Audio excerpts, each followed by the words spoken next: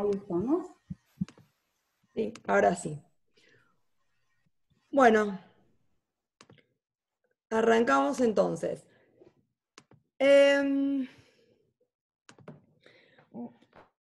Obviamente, seleccionar los fallos que son, digamos, más interesantes, o por lo menos para unos son más paradigmáticos de lo que tiene que ver con la perspectiva de género, es muy difícil para una charla. Lo que uno trata de hacer es tratar tomando de los fallos más recientes aquellos que a uno les parece que tiene ideas interesantes, o por lo menos planteos más novedosos, que nos permite seguir profundizando la cuestión de género. Por lo cual, fallos paradigmáticos, como ha sido el caso Cisneros, etcétera, los voy a poder abordar porque son fallos que han sí marcado una línea en la cuestión de género, pero me parece que lo bueno es poder seguir profundizando a raíz de las prácticas más recientes. Dicho esto, sabemos un poco como disparador, esta frase que me encanta de Rita Segato, ser pluralista antes de ser feminista, tener un mundo radicalmente plural como meta histórica. Si uno analiza de manera profunda, nada de los debates que tenemos hoy han sido de la noche a la mañana, ni tampoco nada de los debates que tenemos hoy, o la mirada de género en la agenda pública, han nacido de la nada, sino que en realidad forma parte de todo un montón, digamos, de leyes que fueron acompañando debates y que fueron acompañando rupturas. Incluso han movido cimientos que seguramente han generado mucha resistencia también. No por nada ayer apareció que la Academia Nacional de Medicina sacó un comunicado en contra de la adhesión al protocolo ILE acá en Cava, o por ejemplo en tapa de página de ayer, que también se mantenía hoy, lo que tiene que ver con el grupo evangelista y cómo se está empezando a armar en 10 provincias para poder tener voto el año que viene en las elecciones de diputados. Digo un poco para ir dándose cuenta que también hay en esta tensión que vemos de una mirada más progresista hacia una mirada más conservadora, sigue latente, más allá de que las leyes han empezado a correr un poco el cerco, en el buen sentido, abriendo o ampliando los límites. La ley de protección integral, la ley de ligadura de trompas y vasectomía, la ley de educación sexual integral, que es básica, central. Hoy justamente estaba revisando el protocolo de atención o lo que tiene que ver con el abordaje de infancias en el Club San Lorenzo, del cual yo soy cuerva, y uno de los temas justamente centrales es cómo se trabaja incluso las cuestiones de ESI en el ámbito deportivo, ¿no? En los clubes también, y eso de la responsabilidad también de la sociedad civil. Lo que tiene que ver con la ley de protección contra la violencia de género, obviamente esta normativa es central, por lo cual siempre decimos que el Código Civil debe leerse siempre en esta integralidad. Si el Código está escrito en igualdad, pero cuando yo tengo una situación de violencia, lo que no hay es igualdad, por lo cual debo atravesarlo y debo hacer una reestructuración, una reinterpretación de ese Código Civil a la luz de la ley de violencia de género. Lo que tiene que ver con la ley de matrimonio igualitario, que la semana pasada cumplió 10 años de una ley que realmente ha ido al corazón, al centro de los prejuicios y las discriminaciones, y esta idea de hablar de familias en singular a familias en plural. La ley de salud mental también, porque tiene un fuerte arraigo lo que tiene que ver justamente con los derechos humanos, y en especial la cuestión de la discapacidad, y no visto como algo negativo, sino justamente como algo que obliga a estas acciones positivas y justamente de empoderamiento. La ley de muerte digna, por eso justamente cuando ahora vamos a sacar en el Día de los Andes un debate sobre aborto a favor y en contra, y hubo siempre esta falacia, ¿no?, jurídica de que el derecho a la vida es un derecho absoluto. No hay derechos absolutos, ningún derecho es absoluto, y la prueba elocuente es la ley de muerte digna, donde justamente se prioriza la dignidad por sobre la vida. Un poco también trayendo los debates que fueron generando, incluso la ley o el proyecto de ley de aborto también pone sobre el escenario un montón de desmitificaciones de ciertos principios y prejuicios.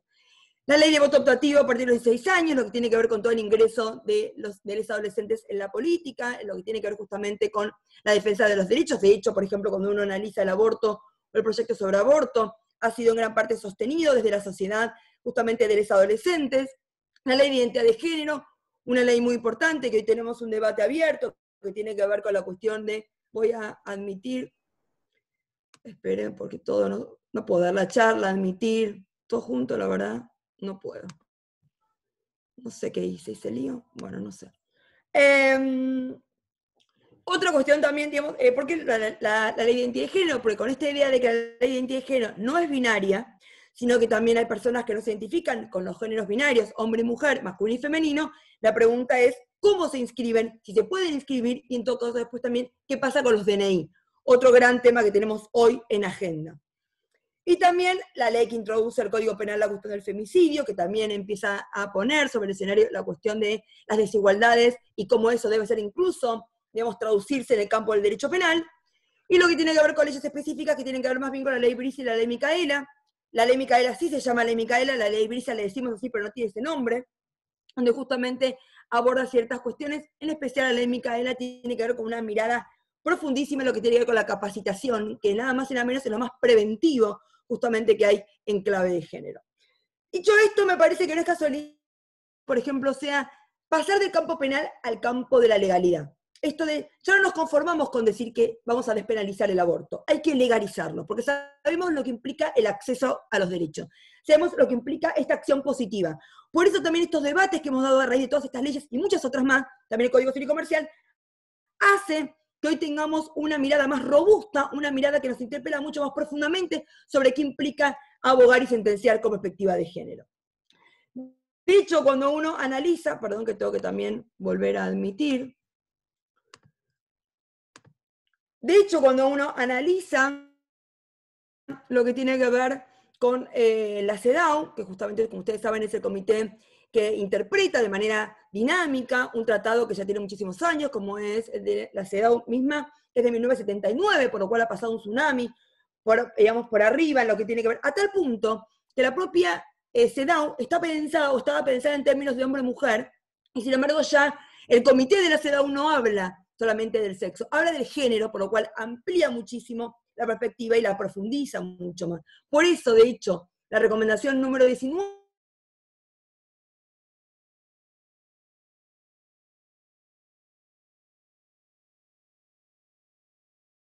sobre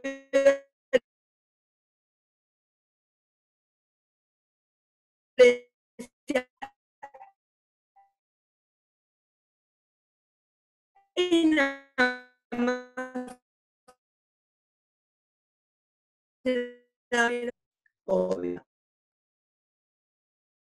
Esta recomendación número 28 justifica la cuestión de género más lo que da lugar a relaciones jerárquicas entre mujeres y a la distribución de facultades y derechos en favor de hombres y en detrimento de la mujer. El lugar que la mujer y el hombre ocupan en la sociedad depende de factores políticos, económicos, culturales, sociales, religiosos, ideológicos y ambientales, que la cultura, la sociedad y la comunicación y la comunidad pueden cambiar. La aplicación de la Convención a la discriminación por motivos de género, y miren cómo es más amplia, se pone de manifiesto la definición de discriminación contenida en el artículo 1. Esta definición señala que cualquier distinción, exclusión o restricción que tenga por objeto, por resultado, o anular el reconocimiento, el disfrute o el ejercicio por las mujeres sus derechos humanos y libertades, incluso cuando no sea en forma intencional. Esto que llamamos discriminación indirecta. Yo siempre lo digo con una cuestión que me parece elocuente. Si yo hoy regularía la donación de óvulo y esperma en técnicas de reproducción asistida, no podría regular igual, porque ser donante de óvulo es muy distinto a ser donante de esperma. Ser donante de óvulo, el cuerpo de la mujer se expone muchísimo más, por lo cual debo regular distinto lo que deba ser distinto en función de qué, de que esa supuesta neutralidad de la ley termina justamente discriminando o priorizando o focalizando o profundizando las desigualdades entre hombre y mujer. Dicho esto, justamente es nada más y nada menos que hablar, cuando hablamos de acciones positivas, del 75 y 23, que tenemos que tener marcado a fuego este artículo, este inciso, mejor dicho, del artículo de la Constitución Nacional, cuando habla justamente de acciones positivas en favor de 4 colectivos más vulnerables: las mujeres, los niños, las personas con discapacidad y los adultos mayores.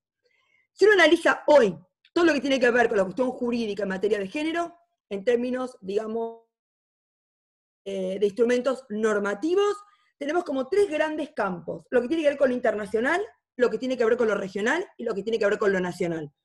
Que además tiene su propia, digamos, dinámica. Sabemos que la CEDAW tiene su comité, que es la que lo interpreta, como dijimos, de manera periódica y de manera justamente actualizada. Belén do Pará también tiene su órgano que lo interpreta. Y la 26.485, que es una ley que realmente se ha ido actualizando. De hecho, sabemos que el año pasado, en diciembre, se actualizó, se modificó al incorporarse la violencia política como otro tipo de violencia, y ya hemos tenido algunos casos, como por ejemplo lo de Babi y Checopar. Dicho esto, ¿cómo leemos hoy?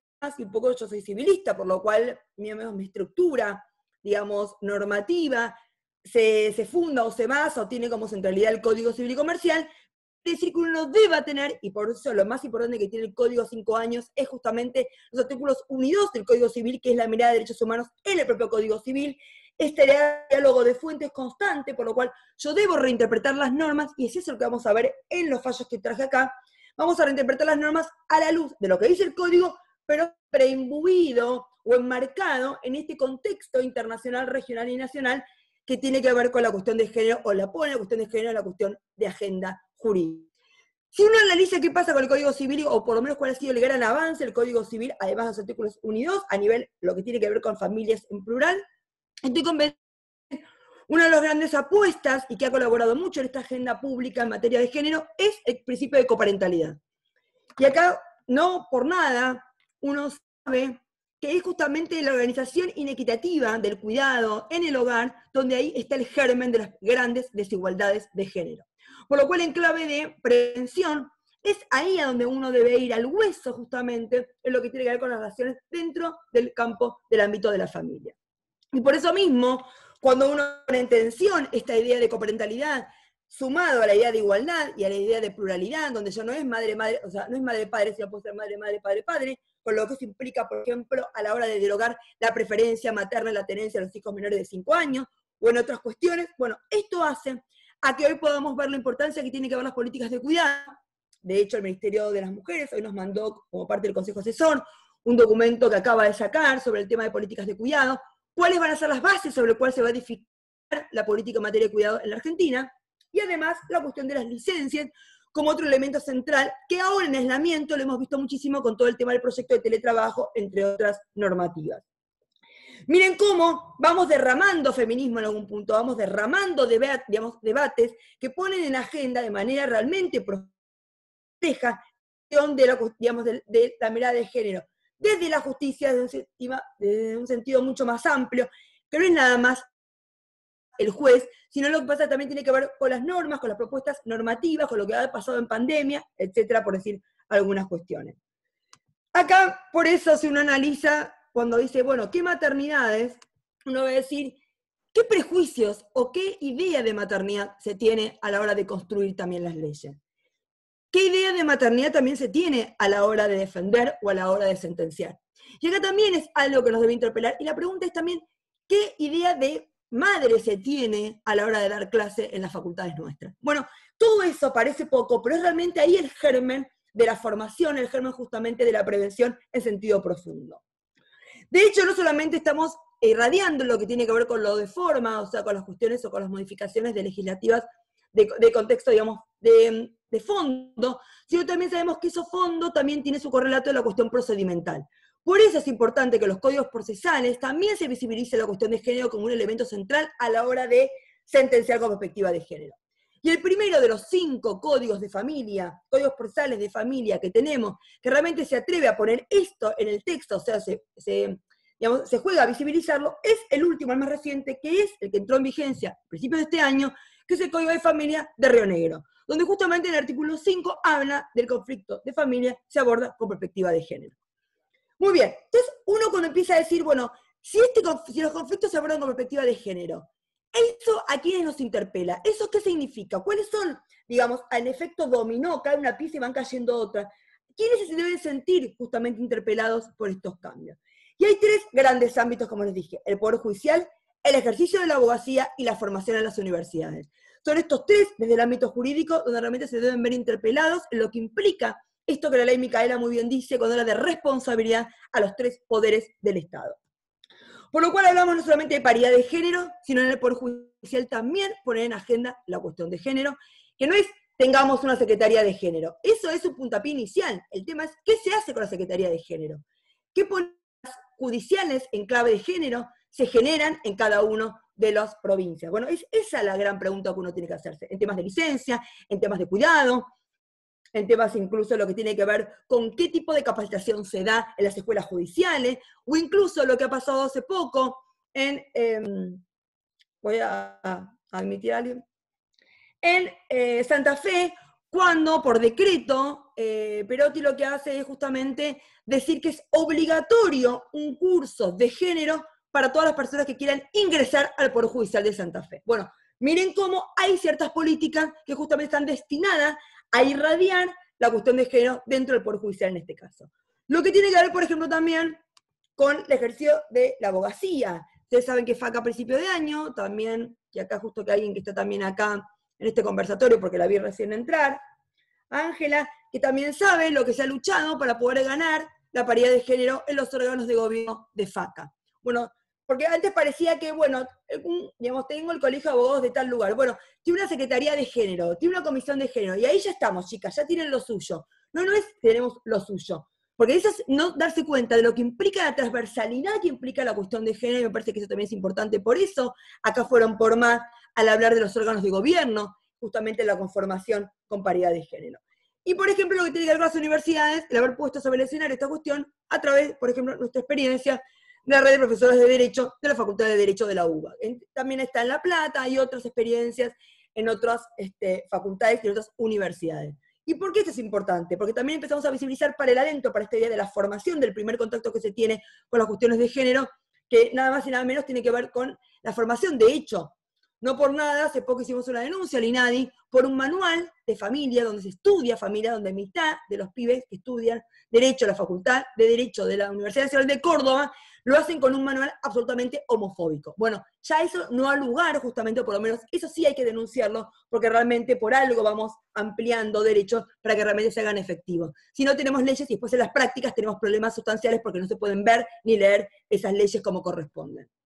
Si uno analiza, de hecho, cuando traigo a alguien que es una jueza de ahí de La Matanza, acá este título me parece que es casi, digamos, como elocuente, o es por lo menos muy, muy llamativo, o es muy, digamos, gráfico, al decir, sin perspectiva de género no hay justicia.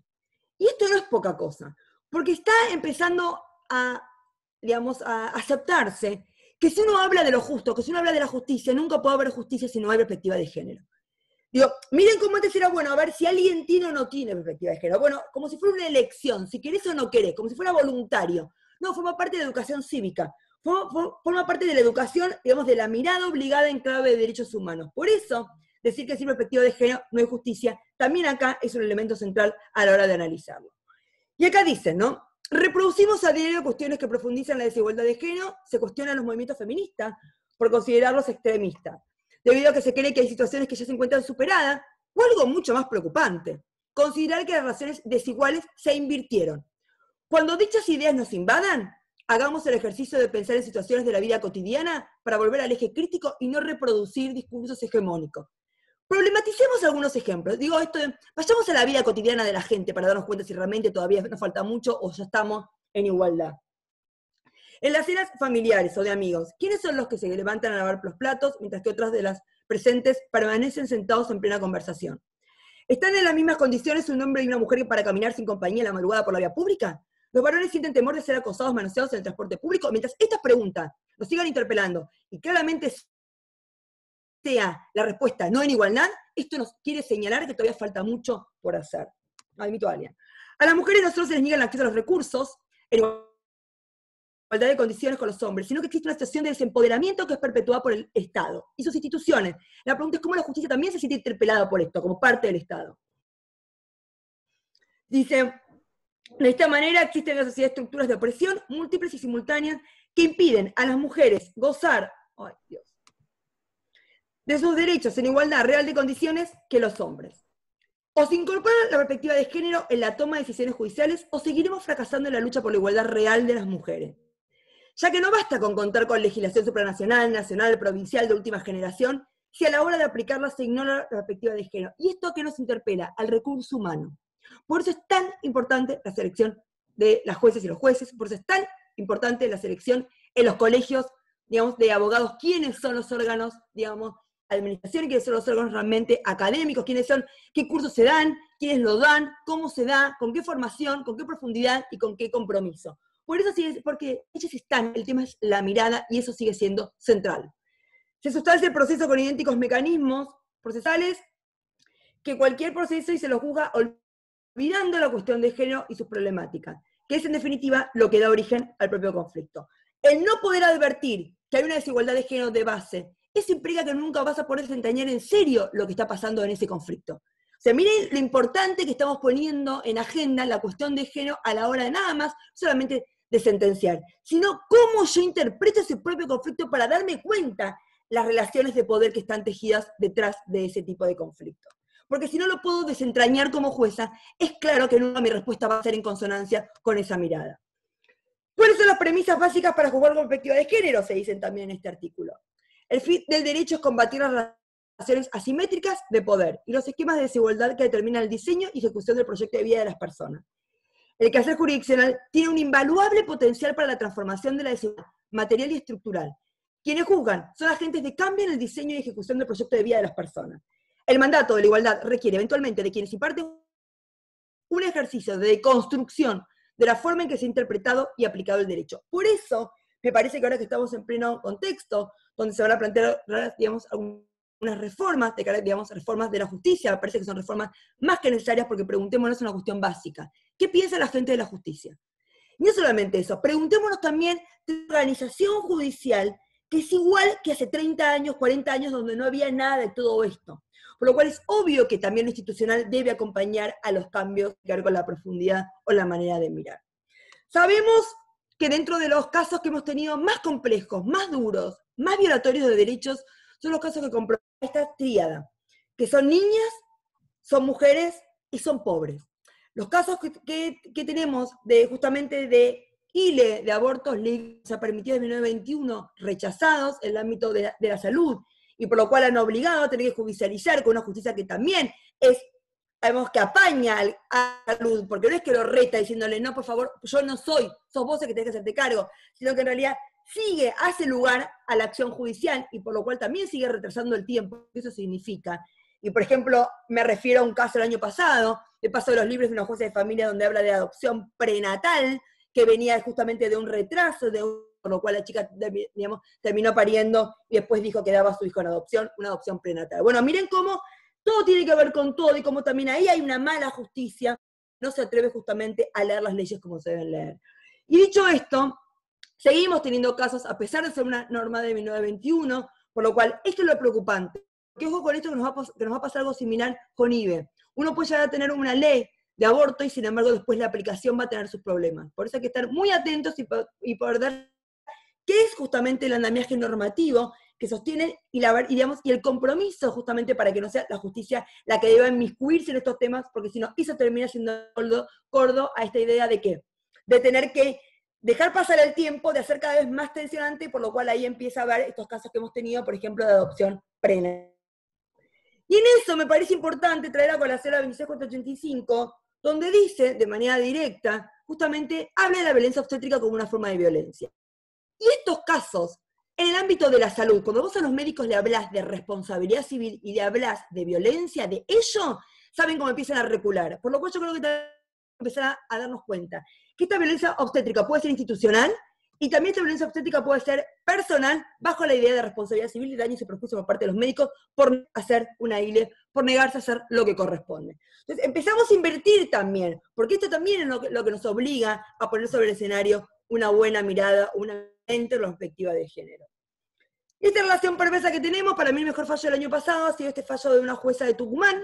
Tucumán es una provincia compleja, como ustedes saben, la última provincia que adhirió al protocolo, a la ley Micaela, y de hecho Tucumán nunca adhirió a la famosa ley de salud sexual y reproductiva, por lo cual, digamos, Tucumán es una provincia bastante compleja al respecto a lo que tiene que ver con la cuestión de género. Por eso valoro mucho más que una jueza se haya animado a poner una sentencia como él.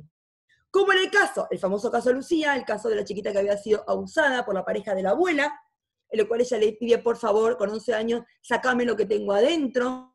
No sé si se acuerdan toda esa historia que hemos revivido una y otra vez, porque ha sido un caso realmente paradigmático, así arrancamos el año pasado, donde acá se le atreve justamente de hacerse la interrupción, nace un neonato en semana 21, por lo cual, al haber nacido con vida y separado de esta niña, por lo cual había que inscribir no solamente el nacimiento, sino también la defunción, porque a los pocos días falleció. La pregunta es, ¿a quién salvamos con todo esto? ¿No? Esta cosa también dice falso, salvemos las dos vidas. Pero bueno, en este contexto, la directora del registro, como ya estaba judicializado, le pregunta a la jueza, ¿cómo hago el certificado de nacimiento y después el de defunción? ¿Hago como, digamos, vinculo este neonato con esta nena? Digamos, ¿hago aplicar el 565 cuando habla de la determinación de la afiliación de la maternidad? Y acá la jueza dice, de ninguna manera. porque este Código Civil hay que leerlo siempre en clave de derechos humanos. Y vos acá tenés a una nena que ha sido fruto de un abuso, que haber tenido derecho a una ILE, que justamente el propio Estado se lo retrasó y por eso tuvimos esto, por lo cual este neonato nunca debería haber ni nacido y ya no deberíamos haber tenido ni este plan. Por lo cual, por eso mismo yo digo, no hay lugar, por lo cual no se va a inscribir la maternidad de esta nena. Ella nunca tuvo una hija, esto no tiene nada que ver con esto, por lo cual no hubo acá una relación, una consolidación de relación de familia, y por lo cual incluso le vamos a poner un apellido cualquiera, Gómez, Pérez, López, lo que sea, pero nunca vinculándola con el apellido de esta nena, y por ende esta fue la primera vez, la primera sentencia, que no aplica un artículo que siempre fue como el de madre cierta es, que salvo los casos de gestación por sustitución, todos siempre se han aplicado justamente con esta idea de la determinación de la filiación materna. El otro caso, también es un caso muy interesante, es un caso que se ha planteado hace poco, que tiene que ver con otra cuestión que es compleja en clave de género, que estamos también trabajando en un proyecto de ley al respecto, que es la cuestión del vínculo madre-hija, madre-hijo en situación de encierro.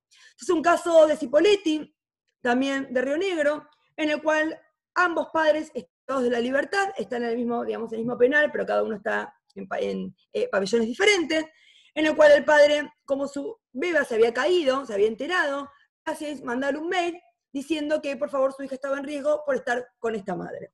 Toma intervención la CENAF manda a una trabajadora social para hacer un informe del penal. Y ahí empezamos a ver qué pasa en los penales con los vínculos entre progenitores e hijos. ¿Qué pasa, no, en los penales también? ¿Cómo se trabaja el tema de la maternidad? ¿Cómo se trabaja también el tema de los vínculos? ¿Cómo se trabaja el fortalecimiento familiar en contextos de encierro? Acá habla que T es una madre de 4 hijos, digamos 18 años, 8, C, que es la beba que está acá comprometida, L, que es otra nena también chiquita, pero que estaba con ella en un principio, pero después se tuvo que ir porque como había muchas lauchas, ella tenía muchas enfermedades seguidas, se dieron cuenta que al final no era un lugar para ella y se fue afuera con su tía. Y además está embarazada de nuevo. Dice, Gisela, ¿podés cerrar el micrófono? En relación a la organización diaria dentro del penal, la señora Tapia refiere que sí se carga los cuidados personales de su hija, en el que posee un espacio individual para sí misma y esta última, en el cual se encuentra equipado con algunas cosas, o sea que ella puede hacerse cargo de su hija. Muy bien. ¿Qué dice primero la trabajadora social? Este es un caso para ya prisión domiciliaria. ¿Por qué? Porque dice, justamente en pandemia, lo que hemos visto, la pandemia ha recrudecido lo que es institucional, no solamente los geriátricos, los hogares de chicos, las propias cárceles, incluso también ahora tenemos los casos que están pasando en Mar del Plata ahora con los monovalentes, con hospitales que tienen que ver psiquiátricos, bueno, todas estas cuestiones se han agravado, ¿no? Por lo cual dice, en este contexto de pandemia, es prisión domiciliaria. Pero ahora bien, si no me acepta la prisión domiciliaria, bueno, hablemos un poco si realmente esta bebé está en riesgo o no. Y preguntémonos realmente quién viola primero los derechos de quién. Y acá dice, bueno, es cierto, su caída, no constan los controles médicos ni nada al respecto en el legajo, por lo cual acá también habría una negligencia por parte del penal de no llevar estos legajos en materia de salud correctamente. La señora T refiere que se encuentra cursando el 5º mes de un nuevo embarazo, que no se encuentran haciéndose los controles prenatales correspondientes, que la respuesta, ¿por qué no? No hay vehículo, hoy no te podemos trasladar, por el tema de la pandemia no podemos, hoy también la pandemia ha sido otro argumento nuevo, que le permite a muchos, los que antes también decían que no, ahora tener un fundamento para decir que no, ¿no? También lo que eso significa. Habla del acompañamiento y las herramientas, dice, a ver, un aspecto importante es que los padres, madres y cuidadores en situación de encierro tengan información sobre las prácticas de crianza y cuidados que fomenten el desarrollo infantil temprano, así como también promover comportamientos que reconozcan y desnaturalicen la violencia en sus distintas manifestaciones. Este aspecto es especialmente importante en cuanto a la violencia institucional que podría operar dentro de los propios penales. O sea, miren cómo se agrava mucho más hablar de fortalecimiento familiar, y por ende se agrava mucho más, el Estado debe estar primero, justamente acciones positivas, cuando yo junto fortalecimiento familiar, que tiene que ver con el abordaje de las maternidades, en un ámbito tan complejo como es el ámbito carcelario. Ahora la responsabilidad del Estado, diciendo sería y ese sesgado, represor y punitivo, realizar aseveraciones y interpretaciones en relación a la posibilidad o capacidad marental, y miren el concepto de marental, cuando esta última estaría siendo vulnerada en muchos de sus derechos, cuando es el Estado, en este ámbito penitenciario, quien no garantiza las condiciones concretas, materiales y más abstractas para que ésta pueda garantizar una crianza y cuidado personal de su hija. Esto que decimos siempre, ¿quiénes cuidan a los que cuidan? Yo no puedo exigirle a una madre que realmente pueda ser una buena cuidadora si todavía no le di herramientas de construcción de la maternidad justamente al respecto. Por lo cual me parece que esto es importantísimo, empezar a repensar el vínculo entre derechos sociales y derecho civil. Por eso mismo es que este fallo es muy interesante. ¿Por qué? Porque, a ver, yo voy a analizar si está la chiquita en riesgo o primero voy a analizar si esta mamá no está en riesgo justamente en un sistema carcelario que excluye y en un sistema carcelario que justamente no es un hábito ni para esta mujer ni tampoco para su hija. Por lo cual, acá la conclusión de la trabajadora social es, primero, prisión domiciliaria. Y si no hay prisión domiciliaria, pues claramente que el Estado se ponga las pilas dándole derechos sociales a esta madre privada de la libertad para que se pueda hacer cargo de su hija. El juez que dice, yo no tengo nada más que decir, siendo la CENAF quien me dice que no hay riesgo de esta mamá con esta bebé, por lo cual le corresponde al Estado provincial tener que dar las herramientas de fortalecimiento familiar, yo cierro mi competencia acá. La pregunta es si no debería haber quedado justamente para el control de esas medidas, porque la pregunta es si el Estado no cumple, ¿qué va a pasar con esta situación? Que ya sabemos que es una situación que es compleja, porque la propia trabajadora social pone de manifiesto la complejidad general de esta situación. La otra cuestión tiene que ver también con perspectiva de género, y que se ha visto, ustedes saben que en pandemia se han recrudecido 3 grandes temas en el campo de las relaciones de familia: la violencia de género, los alimentos y la coparentalidad. Por lo cual me parece importante analizar también de una visión más contemporánea cuáles son los conflictos o cuáles son las problemáticas que se han dado en estos últimos tiempos que también involucran a temas como, por ejemplo, alimentos, donde sabemos que alimentos, el incumplimiento alimentario también es una forma de violencia económica en los términos de la ley 26.485.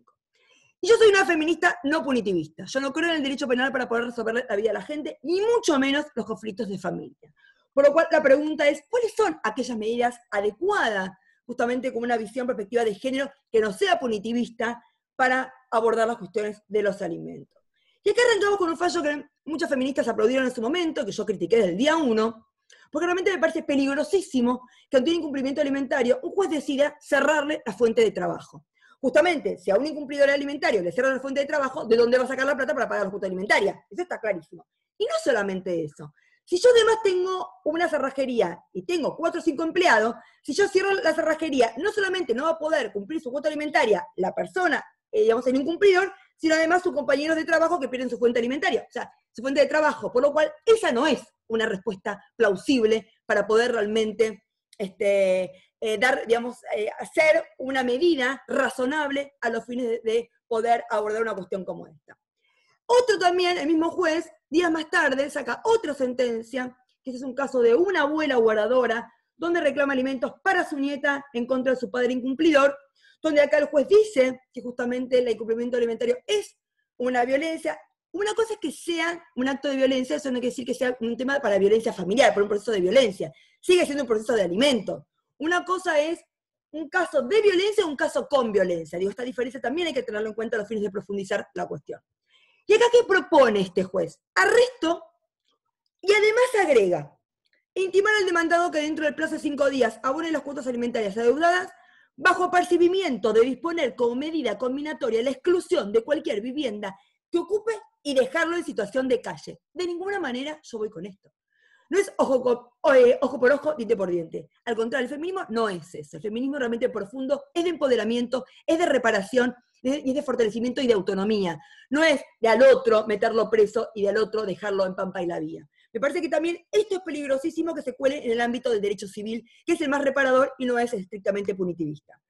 Yo sí que creo que tiene el Código Civil y Comercial a 5 años, como ustedes saben, en agosto de este año cumplimos 5 años, que sí es interesante.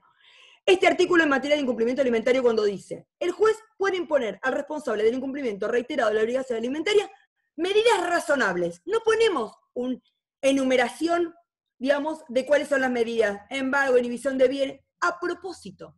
Cada uno sabe dónde le aprieta el zapato a la otra persona. ¿Eso qué me obliga? A conocer mucho a mi cliente, a conocer mucho también las cuestiones que están, digamos, circulando, cuál es su historia de vida, cuál es su vínculo, qué le gusta a la otra persona. Porque es ahí donde realmente podemos llegar a pensar en sanciones de carácter social o sanciones que realmente lo interpelen y que lo hagan cumplir.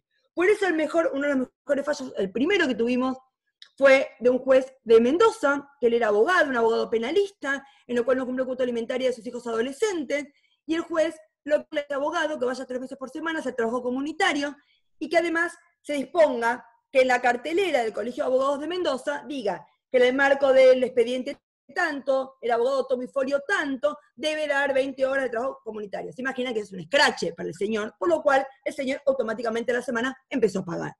O los casos que hemos tenido de prohibición de ingresos a canchas de fútbol, el que era fanático de Talleres, el que era fanático de la bailante, el que era fanático del rugby, bueno, esas tipos de medidas que realmente sean combinatorias y que realmente estén dentro del plano civil y nunca ir para el plano del derecho penal. De hecho, si uno analiza, esta sentencia ya está firme, justamente hace unos días, en el marco de la pandemia, hemos tenido la creatividad de algunos juzgados de empezar a pensar algunas formas, digamos, también plausibles de poder hacer frente a este contexto tan complejo de pandemia. No solamente eso, yo siempre me pregunto, ¿tuvimos que tener una pandemia para darnos cuenta que la tecnología también nos facilitaba los tiempos y los procesos, que no es poca cosa la familia? Y no solamente eso, que nos facilitaba lo que tiene que ver con la cuestión de las notificaciones, etcétera. Bueno, me parece que también eso ha venido para quedarse. Bienvenido sea que justamente eso haya venido para quedarse, porque me parece que son las cosas que post pandemia debería también profundizarse y que sea receptado en códigos procesales. De hecho, buscando en un código procesal civil y comercial de la provincia de Buenos Aires al respecto, creo que está casi armado digamos, en gran porcentaje, y me parece que la cuestión tecnológica tiene un peso fuerte y me parece bienvenido que así sea. Este fallo de una jueza de Tigre es un caso de una mujer que tuvo 40 hijos, 40 con su hijo 24/7, todos los días, todo el tiempo. Porque también es cierto que el no tener ahora el afuera hace que también se recrudecen los vínculos desde hace también lo que implica para los chicos también estar 24/7 en sus casas, todo lo que tiene que ver con la brecha tecnológica, todo lo que tiene que ver también con este tema de, digamos, Internet también como un bien preciado, justamente porque es un bien elemental en este contexto, porque es el vínculo con el afuera, por eso hemos tenido varios fallos, varios amparos en Buenos Aires contra el gobierno de la ciudad, justamente para que les provea a los chicos más vulnerables de una computadora y acceso a Internet. Ahora acá en este caso, esta señora, ella es editora, por lo cual tampoco está ganando plata, no está percibiendo plata, y además se quedó con su chico durante 40 días, un chiquito de 5 años. ¿Qué hace ella? Pide una fijación de una cuota extraordinaria de alimentos, por única vez. Justamente, ¿dónde está el concepto de extraordinario? La pandemia. Dice, esto nunca lo vamos a haber previsto, por lo cual yo vengo a pedir 25.000 pesos de una cuota extraordinaria. ¿Cuál es la cuota que paga él por mes? 50.000. O sea, ella está pidiendo la mitad digamos, en concepto de cuota extraordinaria, justamente por haberse quedado con su hijo durante todo este tiempo, justamente ella sola a cargo. Que le comunicó la situación a él, a solicitar su ayuda económica, pero que no tuvo éxito en la respuesta, pese a la holgada situación económica que tiene el progenitor de su hijo. Dice ella, en definitiva, pide por única vez el pago de 25.000 pesos, suma que representa aproximadamente la mitad de la cuota alimentaria que recibe en forma mensual, a fin de compensar la suma en más por la compra de alimentos y gastos en general del tiempo de cuarentena que tiene el niño en su hogar. Muy bien. ¿Qué dice el señor cuando contesta? ¿No? Miren también acá los tiempos, miren cómo los tiempos se han acortado en época de pandemia. Tiene que la comida de un chico de 5 años no es mucha, por lo cual duda que se hubiera producido un perjuicio económico a la señora M. Que la actora no ha aportado ningún elemento, o sea que no ha aportado ningún ticket de cuánto gastó. Y además dice, el gasto no es significativo, ya que donde come uno, come también un niño de 5 años. Y esto también pone SIC, porque vamos a ver cómo la jueza retoma este párrafo que dice, ojo a la hora de defender a alguien, no decir cualquier cosa, porque no todo vale. Es más, eso también puede impactar negativamente en la jueza, como en este caso, algo como esto. ¿La jueza qué dice? Bueno, primero, es cierto que no está expresamente legislado esto de las cuotas extraordinarias. Sin embargo, hay algunos fallos, en especial, por ejemplo, casos de viajes de egresados, aquellos gastos que son extraordinarios, la posibilidad de pedir una cuota extraordinaria. Pero en realidad no está puesta de manera expresa en el Código Civil. Dice, con una clara perspectiva de género, el actual Código Civil ha reconocido en forma expresa el valor económico de las tareas cotidianas que realiza el progenitor que asume el cuidado personal del hijo. Por lo cual, este valor económico que tiene el cuidado en el hogar es la forma también de profundizar, de hacer una creación interpretativa legislativa de este pedido de cuota extraordinaria. Habla de que la pandemia por COVID y las limitaciones que a raíz de ella se han impuesto nos sitúa ciertamente en un contexto inesperado. La crisis sanitaria nos impone un nuevo modo de relacionarnos y la restricción de ciertos derechos en pos de proteger uno de los bienes más preciados, la salud. Este escenario necesariamente impacta en las relaciones de familia que no pueden pensarse sin tener en cuenta estas excepcionales circunstancias. Dice, el señor, digamos, se vanagloria, ¿no? Digamos, esta cosa de, porque usted, digamos, como que se agarra de cuestiones formales. Por ejemplo, que no tiene tickets, posicionándose en una actitud confrontadora y de conflicto. Trae nuevamente a colación cuestiones vinculadas a la comunicación que ya han sido resueltas en estos expedientes, y además dice, y no demuestra ningún tipo de empatía o comprensión de las situaciones excepcionales generadas por la pandemia. Por otro lado, y algo fundamental a tener en cuenta a la hora de resolver este diferendo, no niega que los ingresos de la señora G hayan mermado, ni alega economía ni imposibilidad de hacer un aporte económico extra por única vez. Sobre la base de la necesaria perspectiva de género que debe adoptar la magistratura, impartiendo una justicia igualitaria que abandone los estereotipos de una sociedad patriarcal, superando las discriminaciones por género, la cuestión no puede reducirse a analizar la falta de ticket, ¿no? O el pedido de ticket. Afirma que el pedido debe rechazarse porque donde come uno, comen también un niño de 5. Resulta peyorativo hacia la mujer, cuyos cuidados hacia el hijo comprenden mucho más que simplemente comprar comida. En definitiva, este tipo de afirmaciones replica patrones discriminatorios que desvalorizan a la mujer y cosifican al niño. Y dice, ¿y esa propuesta que me dice el tipo, bueno, estuvo 40 días con ella, ahora que esté 40 días conmigo? Tampoco, porque el chico no es un objeto. Porque un chico de 5 años no está acostumbrado a estar 40 días con el otro. Y no es la idea de perjudicar a los hijos. Y aparte dice, bastantes limitaciones deben ya soportar los niños debido al COVID o al ASPO en su vida habitual, para sumar a ello una modificación como la propuesta, cuando de las constancias de auto surge que el niño mantiene un estrecho lazo con su madre. Por lo cual, hacen lugar al pedido de alimentos provisorios. Mi crítica hacia la jueza es, se lo baja de 25.000 a 15.000, sin decirnos por qué es esta baja de lo que ella pide a lo que la jueza considera que es razonable. Es decir, por qué es claramente algo elemental y hacia la razonabilidad de las medidas. Tenemos un fallo que salió ayer, o por lo menos publicado ayer, que me parece interesante, porque por el tipo de conflictiva que se genera en el marco de una violencia de género. ¿Cómo es el caso? En el marco de un proceso sobre violencia familiar, se fijó como cuota alimentaria provisoria que el señor mantenga la afiliación de la señora en su obra social de la Policía Federal Argentina. Ella está, digamos, con un problema de salud grave, por lo cual necesitaba mantener la obra social de él. El 9 de marzo, el afiliado dio de baja de su grupo familiar a la señora B, refirió que conforme lo normado en el artículo tal del decreto tal, la reglamentación de la ley del personal de la Policía Federal, el derecho de inclusión que asiste a los afiliados principales en virtud de los artículos tal implica la facultad de excluir a los beneficiarios. Dice, yo como titular te puedo decir a quién das de baja y a quién no. La obra social, entonces, este es un conflicto que hay entre, digamos, en algún punto, la obra social es la que dice, bueno, ¿por qué me están a mí diciendo que yo incumplí algo? Yo no tengo nada que ver, dice la obra social. Esto es un tema privado entre la mujer y el afiliado. Nosotros no tenemos nada que ver con esto. Dice que es una disputa entre particulares y que no hay una legitimación pasiva en un marco de una violencia y en especial en alimentos provisorios que ellos tengan algo que ver. Pero ¿qué había dicho el juez de primera instancia? En fecha 11 de mayo, ordenó la obra social de la policía que debía tomar los recaudos que resultaran necesarios para hacer efectiva la afiliación oportunamente dispuesta de la señora tal, bajo apercibimiento de considerarla solidariamente responsable por el incumplimiento de la cuota alimentaria y de los daños y perjuicios que pudiera ocasionarle a la nombrada. Es una persona enferma por la cual necesita ya de esa obra social. ¿Qué dice acá la obra social? Se agravia porque dice, la falta de legitimación pasiva, ya tengo nada que ver con los alimentos, que no se hayan aplicado los artículos 433 y 434 de poner un límite y la delimitación hasta cuándo lo tengo que seguir bancando a esta afiliada, del grave perjuicio económico que conlleva la obligación de afiliar a una persona extraña, por la falta de motivación de la medida y por entender que su parte no puede modificar, dice, a ver, el decreto permite al afiliado dar de baja a quien quiere. Nosotros cumplimos con lo que el decreto dice. La Cámara, ¿qué dice? Primero sobre la legitimación pasiva. Si bien es cierto que la obra social no es quien debe alimentos a la señora B, surge en el expediente por violencia que se ha fijado como cuota alimentaria provisoria que el señor mantenga la afiliación de la señora B en su obra social. Por ello, contrariamente a lo sostenido de los agravios, no se ha impuesto alimentaria a la obra social, sino diciéndole, usted tiene que sí o sí mantener, o sea, volver otra vez a darle el alta a esta mujer.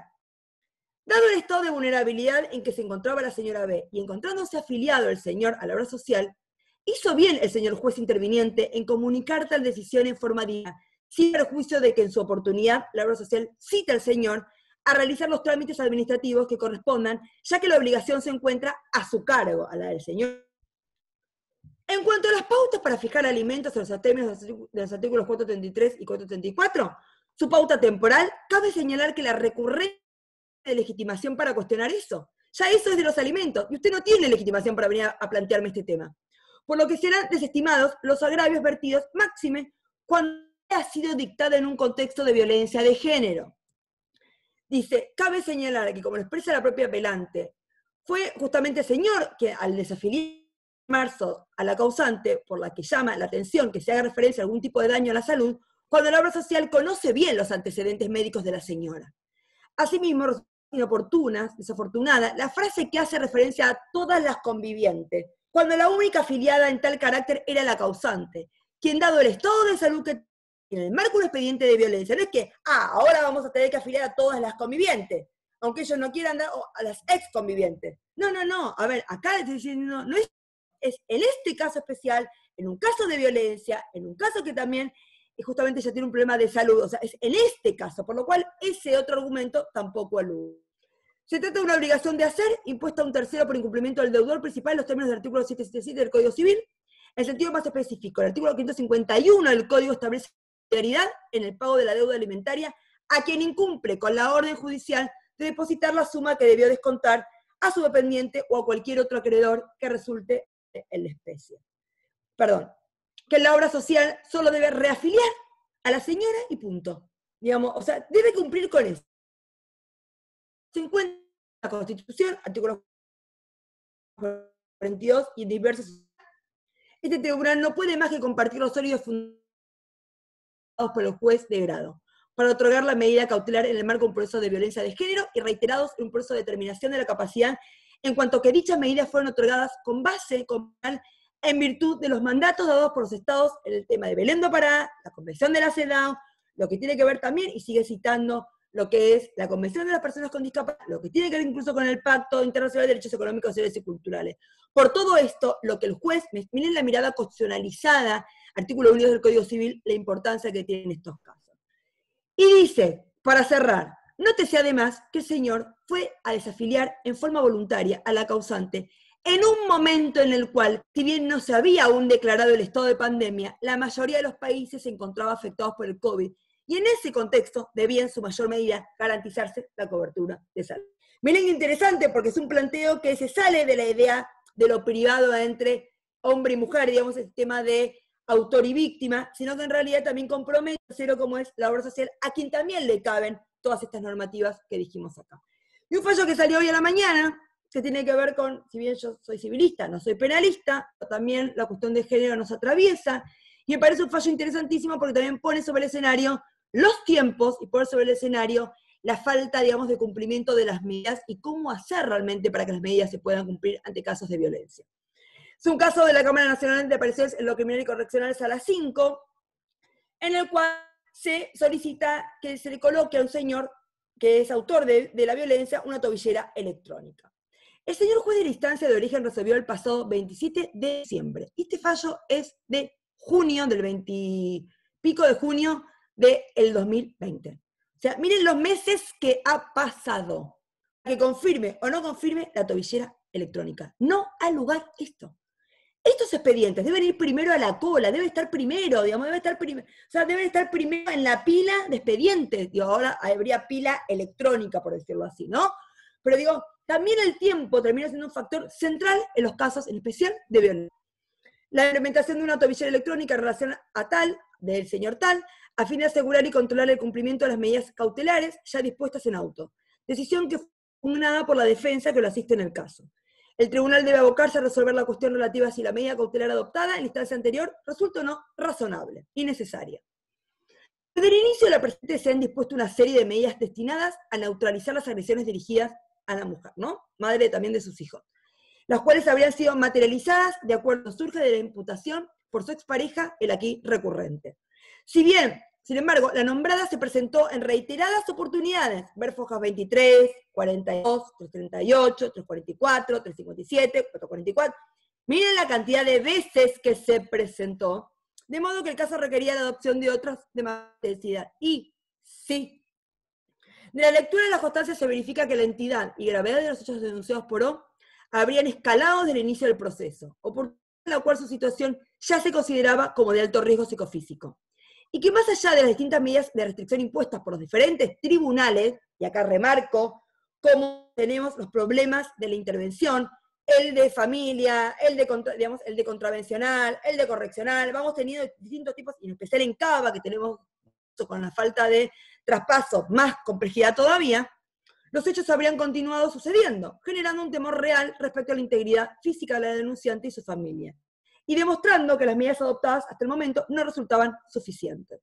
Cabe destacar aquí que el último hecho denunciado fue el pasado 4 de mayo, en horas de la madrugada.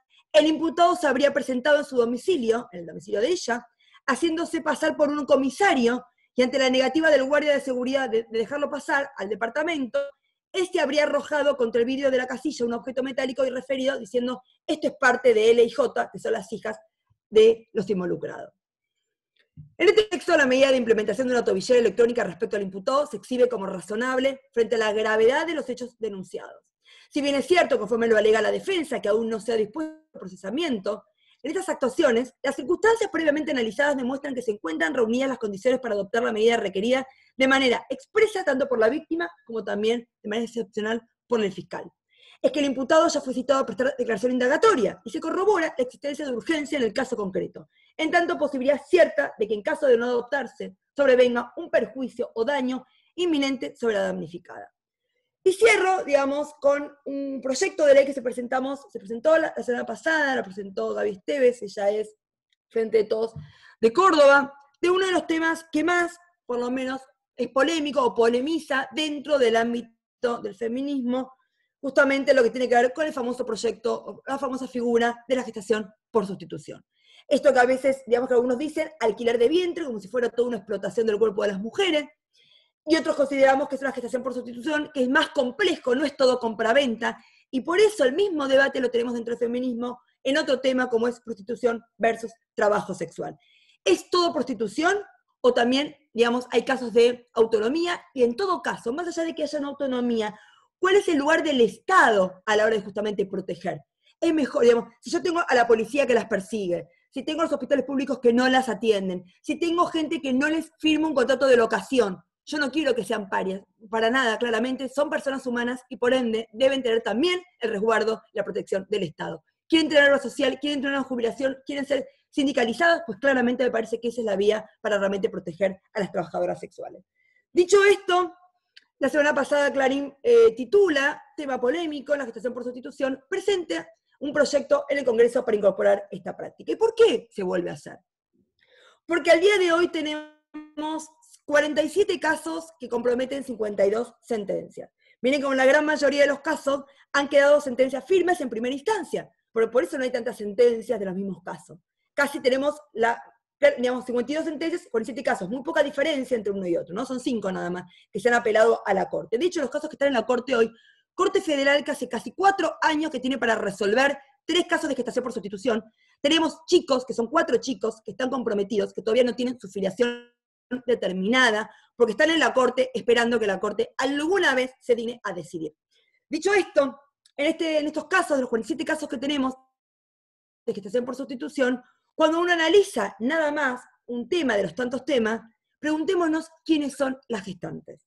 En el 76% son hermanas, son primas, son cuñadas, mejores amigas, claramente comprobable, porque tenemos fotos de cuando éramos chicas, fuimos juntas a la primaria, a la secundaria, somos compañeras de trabajo, soy la madrina de su hija, por lo cual, ojo, que no es todo explotación. Sería mucho más sencillo regular en términos de todo blanco, todo negro. Sin embargo, sabemos que las sociedades contemporáneas son muchísimo más complejas, por eso también hay que animarse a ver esa complejidad en clave de género.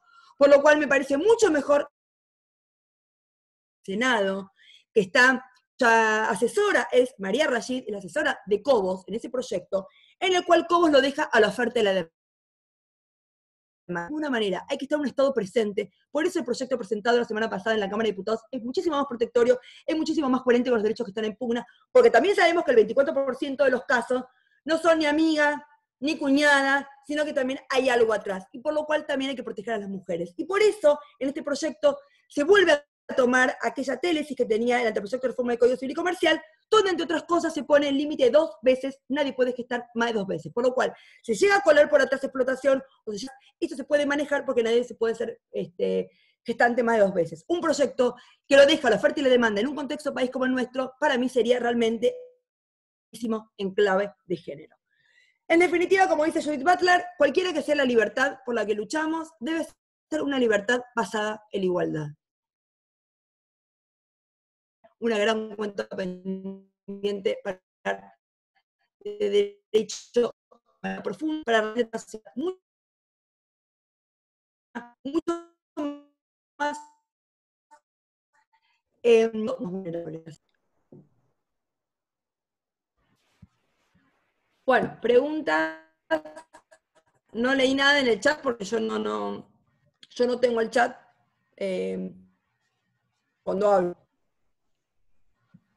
Bueno, muchas gracias, doctora, por su nutrida exposición. La verdad que nos trajo muchísima información, esencial no solamente para el ámbito, sino también más allá de las cuestiones de fondo, tenemos cuestiones bien instrumentales, que son las que a los letrados y letradas nos sirven en lo cotidiano, ¿no? Nos sirven en la tramitación cotidiana, y además nos fijan los parámetros que en realidad son deseables para los justiciables a los que representamos. Aquí en el chat, bueno, más allá de largas expresiones de felicitación por la profundización que usted hizo de tantos conceptos, acá yo siempre les comento a las y los concurrentes que tienen la posibilidad de formular una pregunta directamente, sea vía chat o liberación de micrófono. Lo podemos hacer así si alguien está interesado Perfecto. en poder hacerlo. Aquí, no sé si la doctora Fátima Bodo quiere profundizar en una pregunta que había hecho en el chat acerca de la medida por COVID. No sé si la doctora quiere liberar su micrófono, lo podemos... ¿Cuál es la medida? A ver, medida por COVID es como muy amplia esa pregunta. Que me diga cuál. Por COVID hemos tenido un montón. No, el tema, perdón, soy yo. El tema sí. era que si por la inclusión de la obra social de... No, por la federal no. Ah, por la Policía Federal, sí, está bien. Claro, sí, para que amplíe. Porque se tomó la por COVID.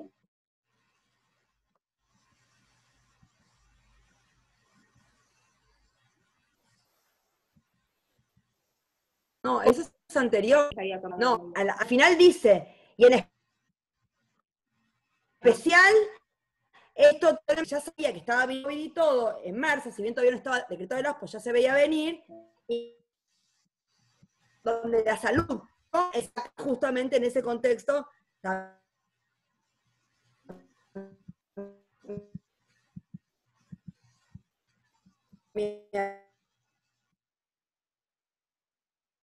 ¿no? Digamos, como donde la violencia la mantenga en la obra social, era anterior justamente, ¿no? Y ahí es donde la obra social, digamos, pone, digamos,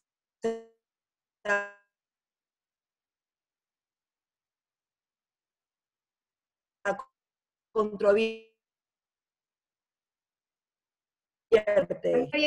En un divorcio, tuvo un año más a la señora para que terminara el tratamiento y recién después le dieron la baja. Pero por sí, de hecho también hemos tenido casos de filiación donde el juez o la jueza hace lugar a lesión de la filiación, porque en realidad se comprobó que el padre jurídico no era el padre, pero como era un adolescente con una enfermedad que se venía tratando en esa prepaga y todo, le pide que por un año le mantenga esa obra social, justamente, aunque lo desplazaste del ámbito de la filiación, o sea, jurídicamente no es más padre, pero por la solidaridad familiar y por lo que, digamos, por el vínculo que ha tenido, etcétera, etcétera, bueno, esa afectividad y ISPI, bueno, por un tiempo más, también le mantenga la obra social, Perfecto, ¿no? gracias. La prepaga era en este caso. Sí, sí, sí, sí, gracias. Sí, acá hay otra consulta que es acerca de los alimentos extraordinarios. La consulta puntual es si se pueden peticionar vía incidente o en el mismo expediente principal de alimentos. Bueno, a ver,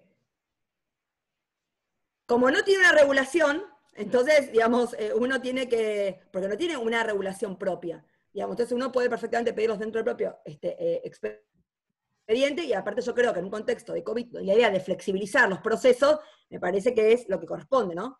Digamos, de hecho, así fue en este caso, así que yo creo que no hay problema, porque es de creación, digamos, jurisprudencial, de creación pretoriana, por decirlo así. Y de hecho, cuando son los casos de pago de cuota alimentaria extraordinarios para viajes egresados, también se hace el propio proceso de alimentos. Así que no se veo por qué no. Perfecto.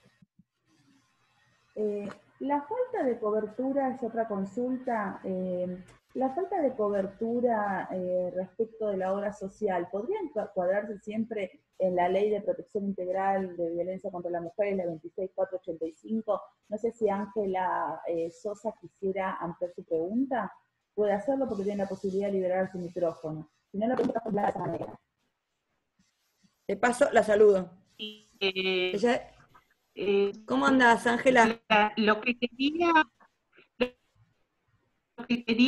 era respecto a la pregunta que hizo Fátima, que yo le agregué ahí, quería cerciorarme de que no esté errada, la falta de cobertura o el corte, digamos, de la obra social se podría encuadrar dentro de violencia económica en los términos de la 26485. Bueno, eso lo mismo, digamos, pero no hace falta hacer tanta, digamos, o sea, si ya en los alimentos, que es un concepto amplio, y de hecho estaban fijados en un marco de una violencia, alimentos provisorios, donde estaba incluida la cuestión de la cobertura de la obra social, forma parte del concepto de alimentos y se considera que la falta de cumplimiento de una obligación como esta, económica, es violencia económica, le cabe las mismas. Tiene la misma lógica, ¿me seguís?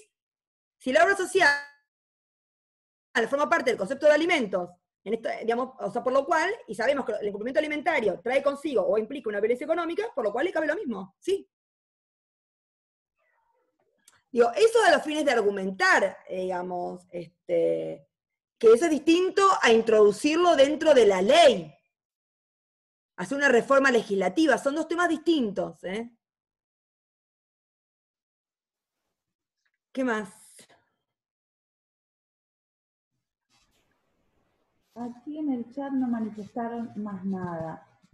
Bueno, aprovecho también para agradecer, le cuento, doctora Herrera, que tenemos presencia de diferentes institutos y comisiones del Colegio de Abogados de La Matanza que se dieron cita acá, no solamente matriculados de nuestro departamento judicial, sino también de otros departamentos judiciales. Tenemos presencia del Instituto de Derechos Humanos, del Derecho Laboral Colectivo del Trabajo, que la cuestión de género es transversal, digamos, a todos estos institutos, no privativo de nuestra comisión. Nos gusta remarcarlo porque realmente hace una integralidad, ¿no? de cómo nos estamos consustanciando en el colegio con todas estas temáticas. ¿Alguien más quiere liberar su micrófono? Bueno, buenos días. Buenas tardes, saludando a la doctora. ¿Cómo andás? ¿Todo bien? Bien, y por supuesto, destacando tan ilustre invitada en el ámbito de la Comisión de Políticas de Género, y pensaba, mientras tratabas el fallo respecto, por ejemplo, de algunas prisiones domiciliarias, y también hablabas, por supuesto, de lo que tiene que ver con la pobreza, las niñas, las mujeres, los principales afectados en estos tiempos. Y quería compartir una situación y ver si también puede ser abordado desde otros fueros también. Como sabrás, la mayor parte de las mujeres que están presas tiene que ver con temas de comercialización al menudeo de sustancias estupefacientes. Y es increíble la cantidad de mujeres pobres y del conurbano que están presas por ese motivo. En algunos casos con sus hijos, en otros casos no. cuando son separadas de sus hijos, algunos chicos que tienen 4, 5, 6 años, como se sabe también, el Código Procesal de la Provincia de Buenos Aires pone como punto especial que se fije en esos casos si es posible la prisión domiciliaria. Y ahí te encontrás con varios factores por los cuales en general se niega esa situación, ese derecho, porque primero no te dejan que el beneficio de derecho sea en el domicilio donde fue el allanamiento. Con lo cual, a la pobreza, ¿dónde se consigue otro domicilio? Bueno, esa es una cuestión. Y hemos tenido hasta fallos de la Cámara de Apelaciones local, donde, como los chicos ahora ya eran cuidados por la abuela, o por el abuelo, en general por la abuela, por supuesto, que en esta continuación de los cuidados solo por las cuestiones de género, decía, bueno, pero estos chicos no están en riesgo, entonces, ¿para qué vamos a otorgarle la prisión domiciliaria para que cuide a sus chicos fuera cuando ya están cuidados por la abuela? Cuando entonces, una de las cosas que queda interrumpido, que es una de las cuestiones que vos, por supuesto, resaltabas, cuando estos chicos tenían un acostumbramiento de un estar con su mamá y un buen trato, pero sin embargo, como si fuera una cosa también, bueno, ahora están bien cuidados, ya como está. Si fuera Sí. bien, ya está. Entonces, pensando en estos criterios, que bueno, por supuesto, tiene que ver, son criterios absolutamente patriarcales y de la justicia patriarcal, y que todavía no se le pide mucho a los actores y a los magistrados que demuestren su formación en el derecho, como muy en derecho y en perspectiva de género. ¿Puede ser abordada esta cuestión, por ejemplo, este caso que te señalaba, también por un fuero de familia para trabajar conjuntamente? Lo pensaba en función de conjurar esa perspectiva patriarcal que se evidencia en casos como este que te planteaba, donde por ahí, si te pones a pensar en el derecho superior del niño, de la niña, del adolescente, sería, por supuesto, que continúen con su madre y no con una lectura tan lineal, así como establece este fallo. Por Sí, a ver, gracias, Marisa. No, gracias a vos por la pregunta, que la verdad está muy interesante.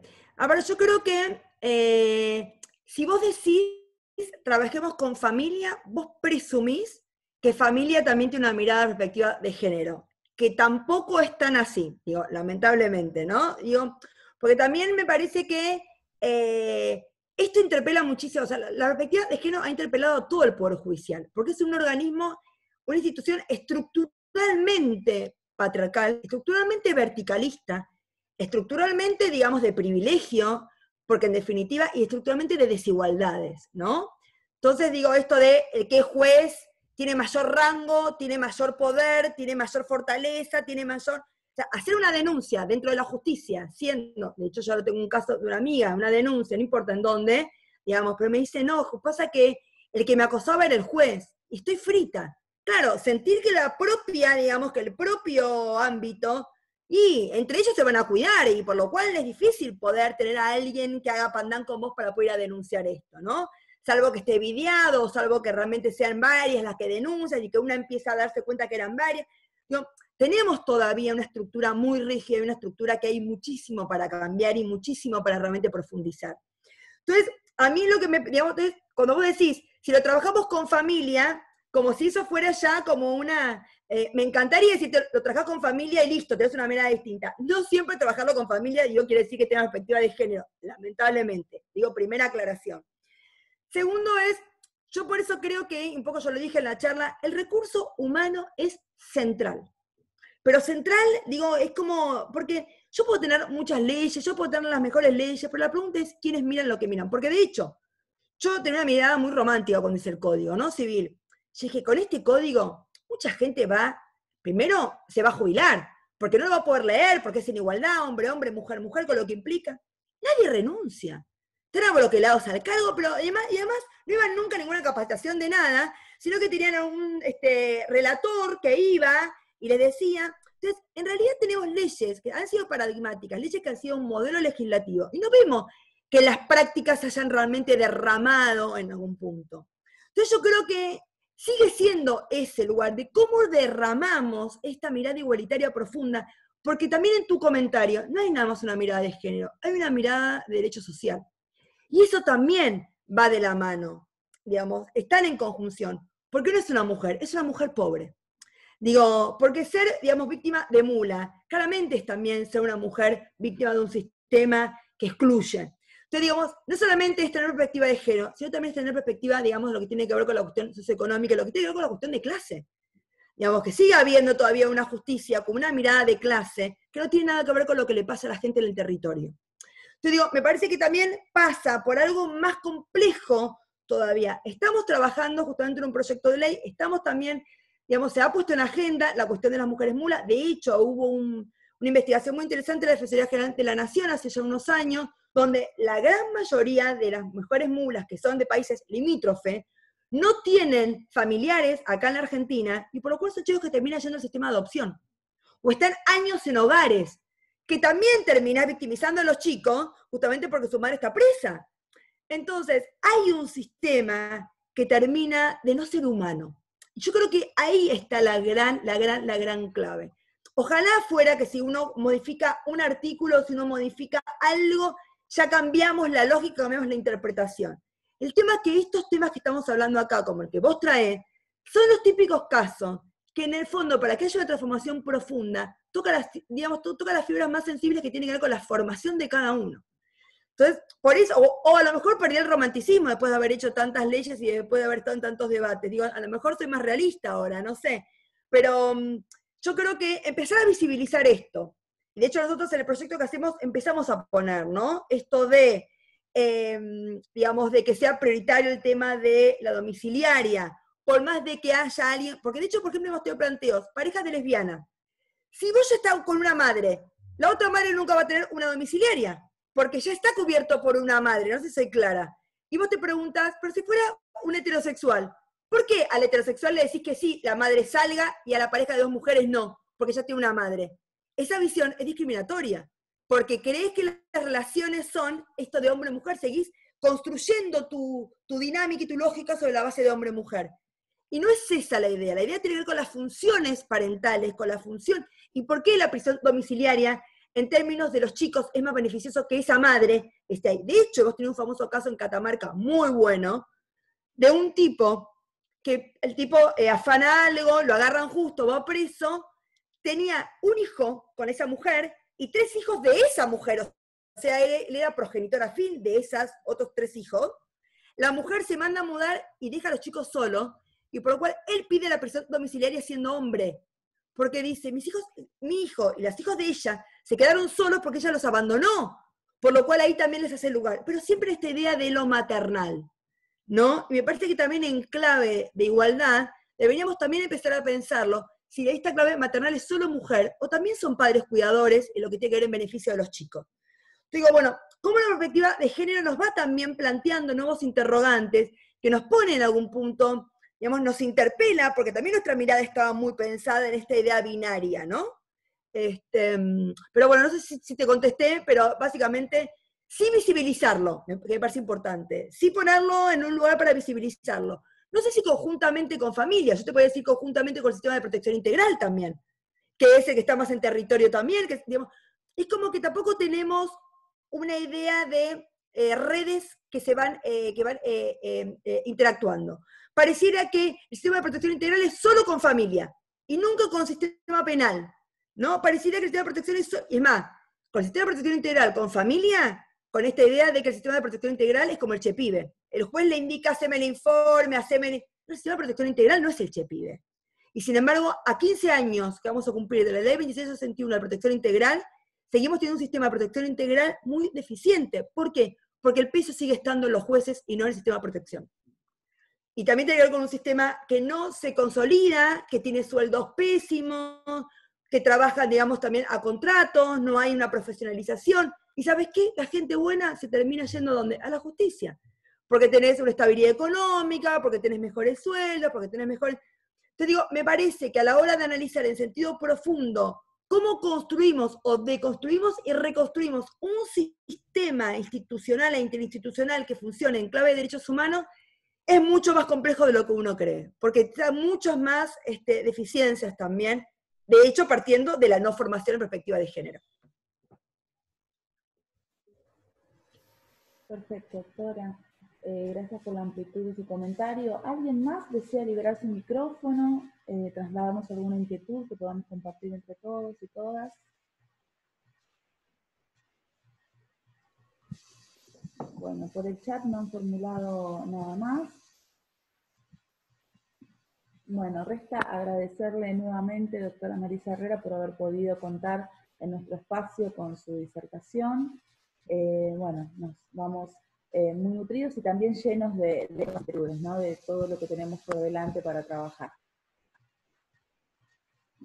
Bueno, muchas gracias por la confianza y nada, bueno, a seguir sosteniéndonos en este contexto tan complejo y que pronto volvamos a los abrazos, porque si hay algo que realmente uno extraña, tiene que ver con los abrazos. Y eso es lo bueno de tener una mirada solamente de género, sino de derechos humanos. Nada reemplaza lo humano. Muchas gracias y nos vemos. Suerte. Muchas gracias. Chau, chau.